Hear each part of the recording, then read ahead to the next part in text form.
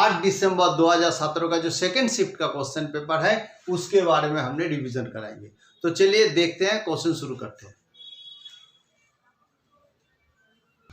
Question है, निम्नलिखित में से कौन सा कथन सत्य है, कौन सा या कौन सी कथन सत्य है, कौन सा सही है वो आपको बताना है। पहला दे रखा है 2 to the power 400 is greater than 3 to the power 300, इससे ये बड़ा है। दूसरा है 3 to the power 400 greater than 4 to the power 300। ये जो दिखाई देता है एरो, इसकी जिस तरह मुख होता है वो बड़ा माना जाता है। तो क्या इससे ये बड़ा है या इससे ये बड़ा है, इनमें से कौन सा कथन सत्य है ये आपको बताना है। तो सबसे पहले हम इसको इक्वल टू मान के देखते हैं। तो हम इसको लिख सकते हैं 2 to the power 4 to the power 100 equal to 3 to the power 3 2 into 100। किंतु लेकिन हमें पता है a to the power m into a to the power n जो अगर होता है तो a to the power mn होता है, यानी कि फॉर्मूला है a to the power m whole to the power n equal to a to the power mn। ये दोनों गुना हो जाते हैं, इसलिए हम इसको ऐसे लिख सकते हैं। तो अब दोनों का पावर समान हो जाता है। 2 to the power 4 means 2 to the power 16।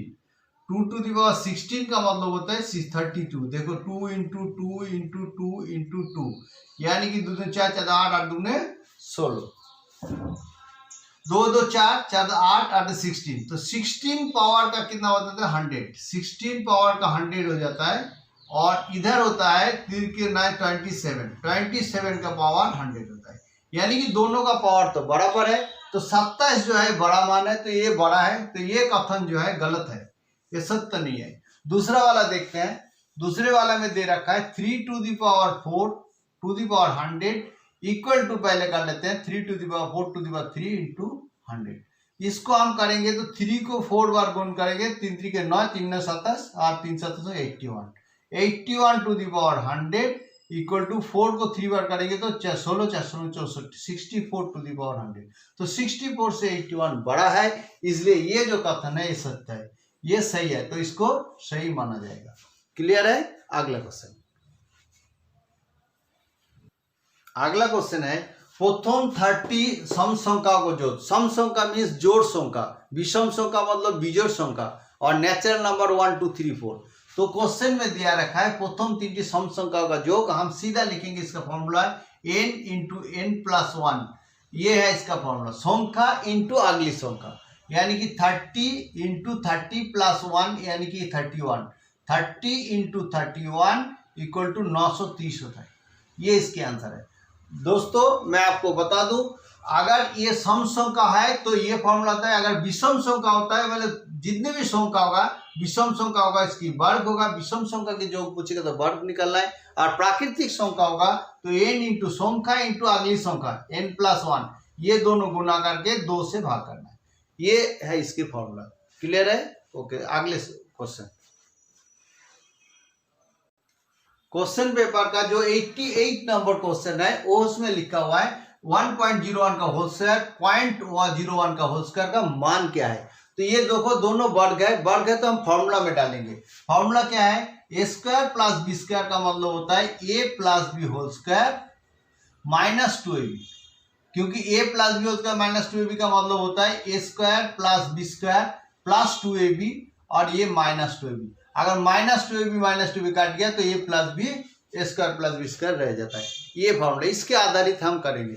अगर इसके बराबर हम ये भी लिख सकते हैं, इसको हम लिखने से क्या होगा, देखो ये मतलब अगर हम 1 पॉइंट लेते हैं, ये मतलब क्या है 1.01 इसका स्क्वायर प्लस 1.01 का स्क्वायर प्लस 2 इंटू 1.01 इंटू 0.01, और ये माइनस भी है तो हम लिखेंगे माइनस 2 इंटू 1.01 इंटू 1.01, ये हम लिखेंगे। पूरे फॉर्मूला एज इट इज है। एक ए इसको मान लिया ए और इसको मान लिया बी, तो ए बी का फॉर्मूला में हमने इसको लिख दिया। आगे क्या करना है, देखो इसको मतलब a square plus B square minus 2ab, तो हम इसको लिख सकते हैं ए प्लस बी माइनस 2b लिख सकते हैं। तो 1.01 माइनस 0.01 का होल स्क्वायर प्लस बचता है ये प्लस 2 इंटू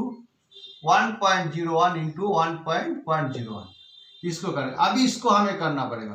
अगर पॉइंट से 0 से माइनस करेंगे तो 1 रह जाता है, तो 1 का वर्ग मान लो 1, 1 का वर्ग का मान लो होता है 1 प्लस इसको गुना करेंगे तो 2 इंटू इसके साथ करके देखते हैं 1.01 को 0.01 से गुना करेंगे तो सीधा 101 होता है और ये 1 2 3 4 1 2 3 4 चौथा बार पॉइंट होता है तो 0.0101 होता है। अभी 1 प्लस ये गुना करने से होता है 2 1 के 2 2 0 0 2 1 के 2 2 0 0 पॉइंट होता है।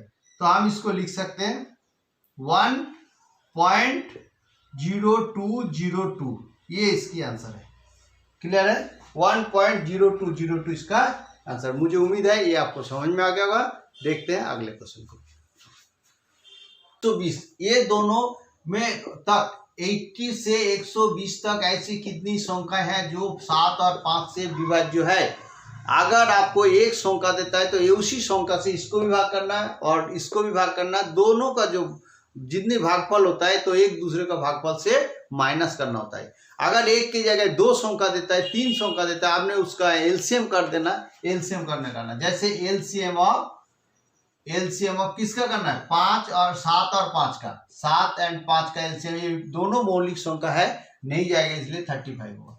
और इस 35 से पहले आप 80 से 35 का भाग करना है तो 2 ही बार भाग जाता है और इसका क्या 120 से भी 35 का भाग करना तो 3 बार भाग जाता है तो 105 होता है तो 3 बार भाग जाता है।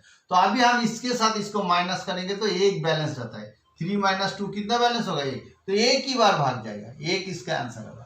कितना बार विभाज्य होगा एक बार होगा। अगले क्वेश्चन अगला क्वेश्चन भी इस तरह की है a + b 10 है और ab = 5 है तो a² + b² का फॉर्मूला क्या है। अभी मैंने अगले क्वेश्चन बताया a² + b² का जो फॉर्मूला है वो है a + b होल स्क्वायर और -2ab। तो ऐसे होने से हम लिख सकते हैं इसको 10 का वर्ग है और -2 × ab बराबर 5 है तो हम लिखते हैं 100 - 10 यानी कि 90 इसका आंसर है। क्लियर है? नेक्स्ट क्वेश्चन देखो ध्यान से देखना क्वेश्चन को बहुत अच्छा क्वेश्चन है। C की आय B की आय से 30% अधिक है तथा B की आय A की आय से 30% अधिक है तो C की आय A की आय से कितना % अधिक है। हम इसको अनुपात के थ्रू करेंगे। देखो जैसे कि A अनुपात B अनुपात C पहले तो हम लिखेंगे क्या बोला है उसने B की आय से कितना 30% अधिक है कौन C यानी कि B की आय 100 है तो C की आय कितना है 130।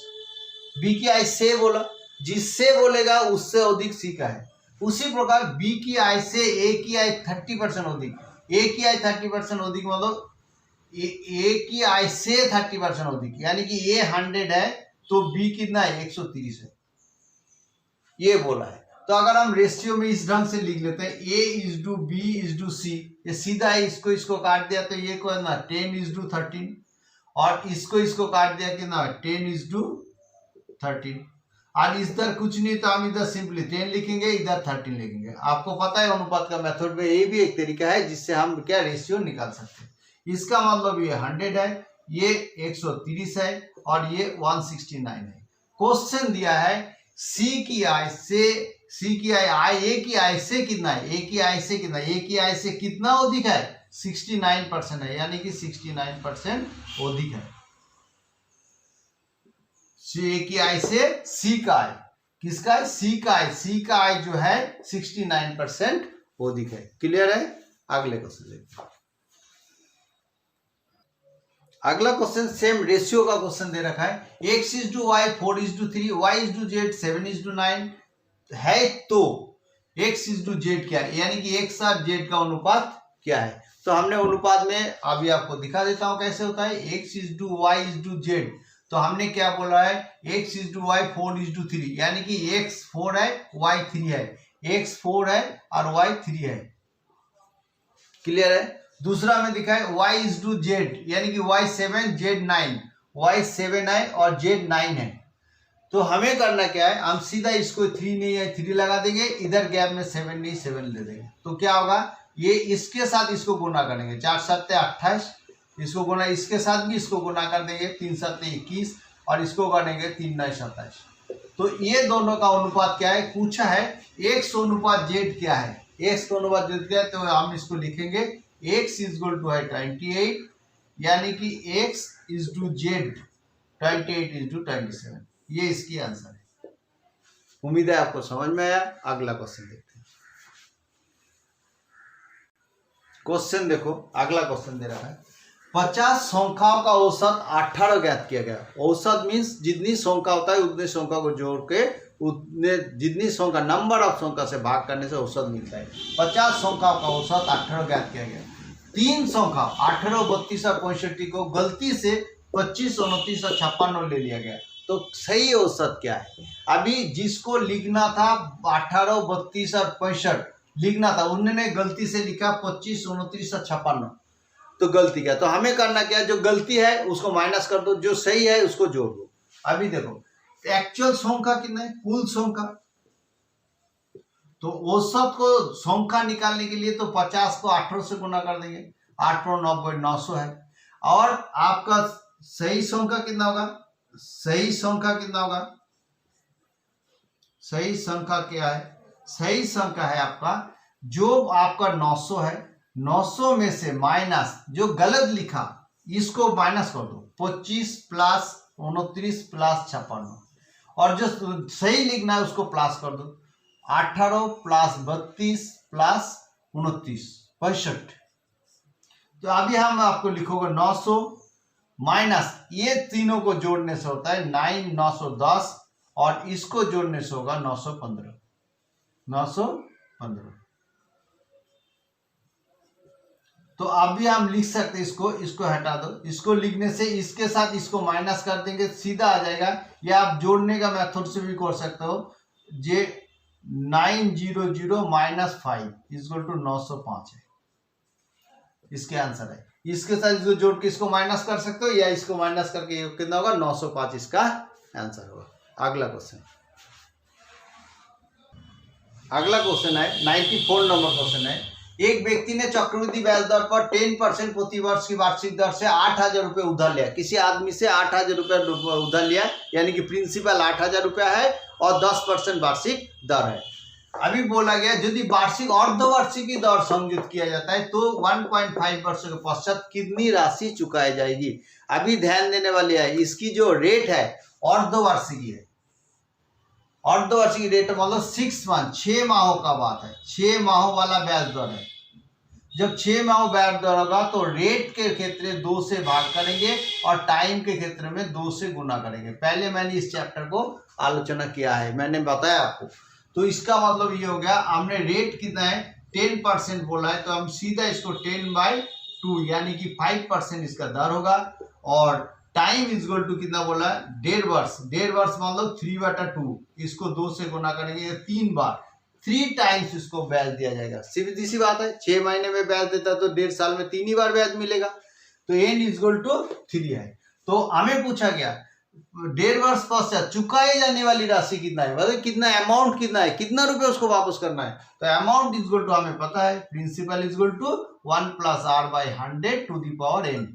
तो यहाँ पर हम इसको अमाउंट करेंगे, प्रिंसिपल है 8000 और इसको 1 + r कितना 5% है और n 3 टाइम्स है। इसको काटेंगे तो 1/20 होगा। तो हम इसको लिख सकते हैं 8000 इंटू 21/20, ये 3 बार है ना, तो इसलिए 3 बार लिखेंगे 21/20। 1 2 3, इसका भी 3 काट देंगे, 2 दूनी 4, 4 दूनी 8, तो इसके साथ 8 काट देंगे। क्या रहता है 21 इंटू 21 इंटू 21, 21 के 21 से गुना करेंगे तो 441 इंटू 21, इसको गुना करेंगे तो कितना होगा, इसको गुना करने से 9261 आता है।